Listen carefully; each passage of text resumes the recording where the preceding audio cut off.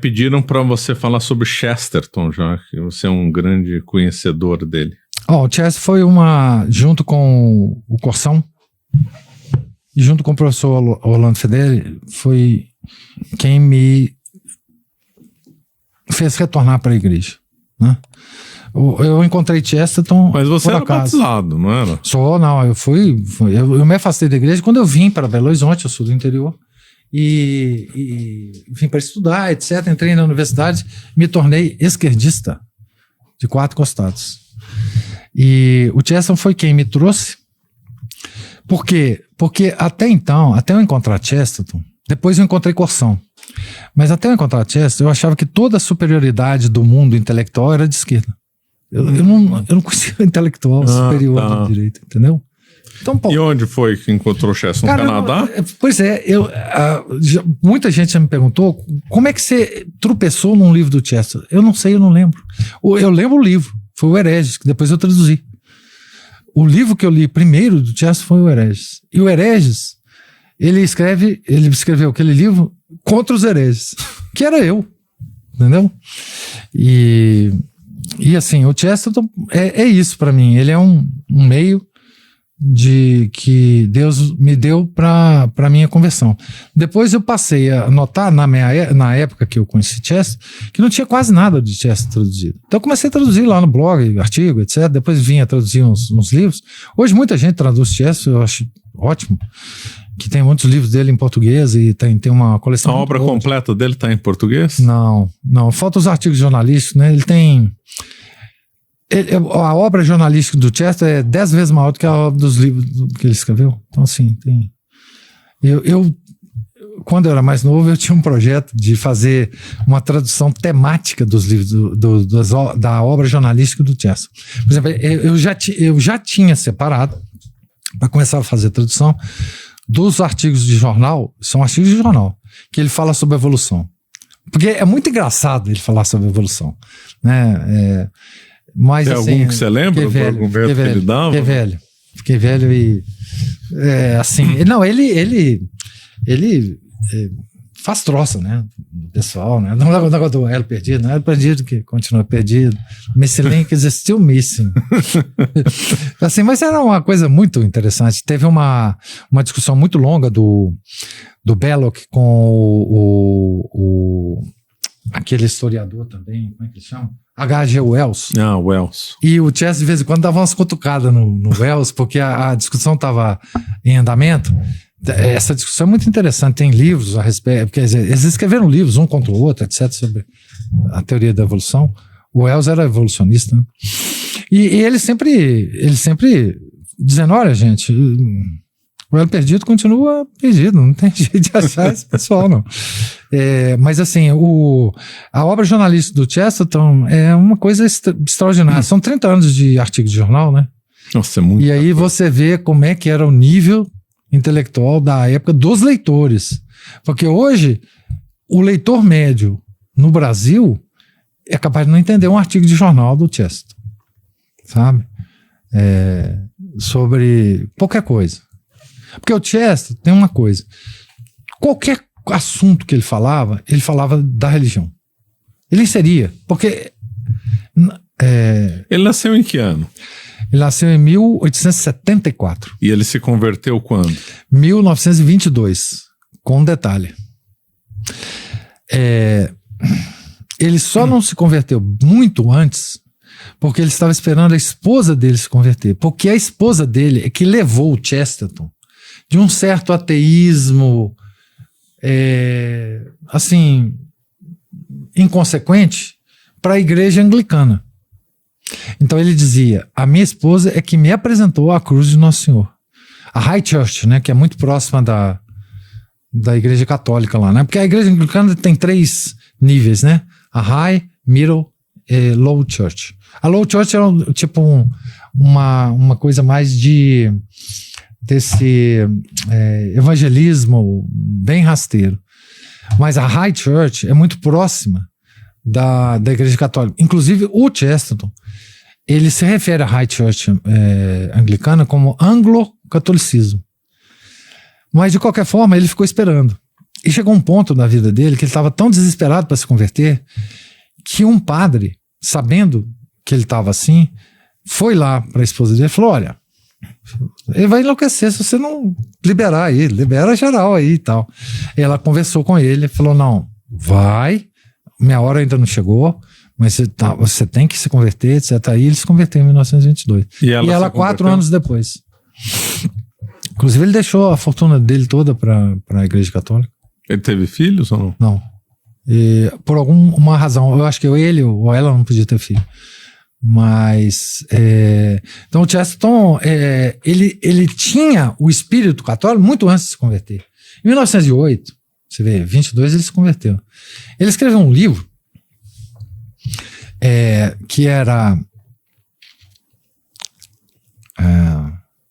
1908, ele escreveu Hereges. No livro Hereges, no prefácio do livro, ele diz assim: eu vou lutar contra os hereges com o espírito, com a espada do século XIII. Pois, a espada do século XIII não tem outra, né? Não tem outra, que é a católica. Ó. Certo? Então, assim, e teve uma coisa muito interessante, uma história muito interessante da vida do Chester, é que o irmão dele acusou ele de católico para um padre da igreja anglicana lá, para um bispo. Esse cara é católico, ele tá aqui. Isso em 1910. O irmão dele que morreu, inclusive, na Primeira Guerra, né? Mas ele já tinha tudo de católico muito antes de se converter. Ele se comportava, falava, debatia como um católico. Qual que, na sua visão, o melhor livro dele? Ele tem uma trilogia que eu acho que é insuperável, né? O Homem Eterno, a Ortodoxia e Hereges. Mas qualquer livro dele, eu sou, enfim, apaixonado com ele. Qualquer livro dele que você pegar A Coisa, por exemplo, que é sobre a Igreja Católica, né? A Coisa que ele chamava é a Igreja Católica, né? É sobre a conversão dele, a história da conversão dele. É uma coisa extraordinária, né? Mas a trilogia, digamos assim, O Homem Eterno é uma coisa extraordinária, né? Que é uma resposta que ele dá ao H.G. Wells. Porque o H.G. Wells escreveu um livro chamado Outline of History. Aliás, esse livro fez muito sucesso aqui no Brasil na década de 50, chamado História Universal, H.G. Wells. Ele falou: não, eu vou escrever um livro para rebater esse livro do H.G. Wells. Escreveu um livro, O Homem Eterno. Uma coisa extraordinária. Uma coisa extraordinária. E a ortodoxia e heresia são... E a ligação dele com o Hilaire Belloc? Pois é, essa ligação foi muito orgânica, né? Inclusive o Bernard Shaw chamava os dois de Chester Belloc, que era um monstro que assombrava ele. O Bernard Shaw falava: esse monstro Chester Belloc me assombra. O Belloc, ele conheceu o Chesterton e a partir daí eles, enfim, sempre se admiravam, sempre se encontravam, né? Enquanto Chesterton ficou em Londres, eles tiveram uma relação muito, muito próxima, né? Depois ele mudou para os arredores de Londres, o Chesterton, inclusive porque a esposa dele tirou ele de Londres, né? Porque ele vivia nos botecos de Londres conversando com os intelectuais, né? E escrevendo artigo em guardanapo. Ele tinha um artigo, sei lá, diário, semanal, para entregar pro jornal. E ele ficava no boteco batendo papo, ele escrevia nas coisas e mandava entregar. Ele, na mesma rua, né? Tinha uma rua lá muito famosa, Fleet Street, que tinha quase todos os jornais de Londres lá e os botecos dos jornalistas todos para tomar cerveja. A Frances falou: não, nós vamos mudar daqui, você não vai ter essa vida, não. Aí mudou e fez muito bem para ele mesmo, esse afastamento. Mas enquanto ele estava em Londres, o Belloc, ele sempre teve muito encontro, muita afinidade também. Eles tiveram muita afinidade, né? Embora o Belloc, em termos de características pessoais, ele era muito diferente do Chesterton, né? O Belloc era sanguíneo, né? O Belloc voava na goela das pessoas, assim, tranquilo. O Chester era aquele com ele e tal. O Belloc não, o Belloc era sanguíneo. Mas eles se completavam muito bem. E como Bernard Shaw falava, é um monstro. O Chester Belloc era um monstro. Um monstro que atacava ele. E o Corsão? O Corsão foi o meu segunda grande influência, né? Para mim, o Corção é apaixonante. Foi um intelectual brasileiro que eu... com o Chesterton e depois com o Corção, é que eu descobri que intelectual é do outro lado. É do outro lado, o resto? Não, o resto não vale nada. Sabe nada. Tá certo? Então, assim, o Corção, quando eu descobri, eu fiquei, assim, impressionado, né? Primeiro, porque eu descobri já com 40 anos. Falei, como? O cara vive 40 anos nesse país, falando a mesma língua do Corção, nunca conheceu. Eu falei, bom, não é possível um negócio desse, né? E aí comprei os livros que tinha na época. Hoje já tem mais porque a editora conseguiu os direitos de publicação. Antes as filhas dele não davam para ninguém, né? Ah, não? Por quê? Não. Inclusive a Permanência tinha uma vontade de publicar a obra completa do Corção, porque ele fundou a Permanência. Mas as filhas nunca quiseram vender os direitos para o Dom Lourenço. E aí a Eclésia parece que teve um acordo com eles e comprou, né? E agora a Eclésia, ou Ovídio Editorial, publicou muitos livros dele. Eu não sei se publicou todos que ela queria publicar, ou enfim. Mas agora está publicado. Mas eu tinha todos os livros dele em sebo, né? Mas é uma coisa fantástica. Não? O Corção para mim é uma influência assim extraordinária, né? A vida também se converteu tarde na vida, né? Ele fala e comenta sobre também isso. Era engenheiro eletricista. Ele era engenheiro também? Não lembro. Tem até patente de coisas.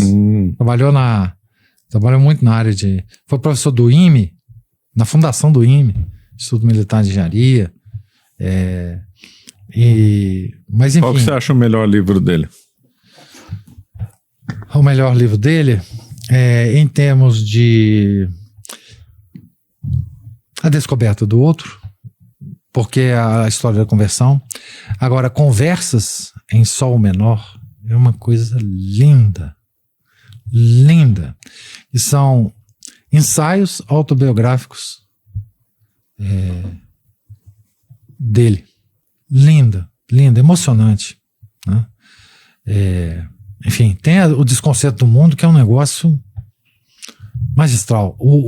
Principalmente esse livro chama Desconcerto do Mundo, e ele tem vários ensaios, mas principalmente um ensaio que tem o mesmo título do livro, O Desconcerto do Mundo. É algo extraordinário. E o último tema nosso aqui, como é que você conheceu o professor Orlando? Pois é, o professor Orlando, por incrível que pareça, eu conheci através do professor Olavo, na famosa debate. Que eles tiveram. Que eles tiveram em 99, 2000, alguma coisa assim. Eu conheci o Olavo. Quando ele entrou em debate... Conheceu pessoalmente ou não? Não. E conheci... Então, aí ele entrou em debate com o tal professor Orlando. Assim, vou ver. Aquilo foi um negócio fabuloso, né? O debate foi extraordinário, né? Eu nem sabia o que era gnose, não sabia nada disso, não tinha a menor noção de nada. Era um ignorante completo.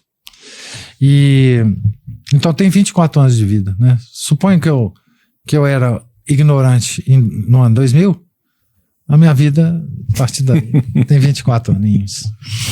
Mas, assim, eu segui esse debate à medida que ia aparecendo nos dois sites, né? Hoje a gente já tem as compilações, etc. E tive a oportunidade de falar com o professor Orlando, aqui pessoalmente, que eu achava que ele tinha ganhado o debate, obviamente, né? Acho até hoje, não mudou essa opinião, não. Bom, a partir daí eu fiquei refém daquele site, do Monfort, né?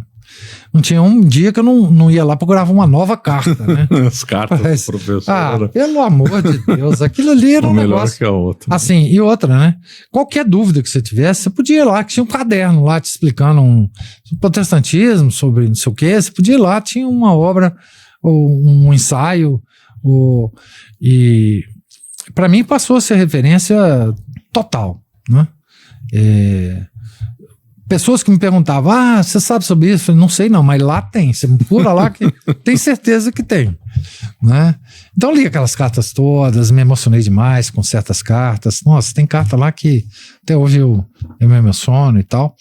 E depois via conhecer pessoalmente. Ele veio várias vezes aqui e aí é que eu passei a conhecer quanto que ele era divertido, né? Quanto muito, que ele era, muito divertido. Quanto que ele era vibrante, divertido e incansável. Incansável. Aquele homem era Não, eu tô com uma dor de cabeça hoje e tal, mas o professor para aí, não, vamos lá. Ele começava às 9 horas da manhã, se não parasse ele para o almoço, ele não almoçava, e ia até 9 horas da noite, fazendo palestra. Não é possível um negócio desse. E que vibração, que amor pela igreja, que é um homem, assim, extraordinário, né? E, assim, eu li tudo que eu podia dele, né? E agora tem todos os livros que estão sendo publicados pela Flos Carmelli e sempre releio, sempre... Eu cheguei a ler aqui para uma plateia nossa aqui, todo o livro sobre gnose, né? Sobre o antropoteísmo, a religião do homem. Li e comentei, página por página daquele livro aqui. Assim, e eu tenho como referência, enfim, extraordinário. O Orlando foi uma riqueza que o Brasil teve, que quem viu. Né? É uma figura que nunca vai... Eu não vou ver outro em vida igual ele. Não, também não. É uma coisa extraordinária mesmo. Você acaba de assistir um corte do Caravelas Podcast. Na tela está aparecendo o episódio completo e outro corte. Muito obrigado pela atenção.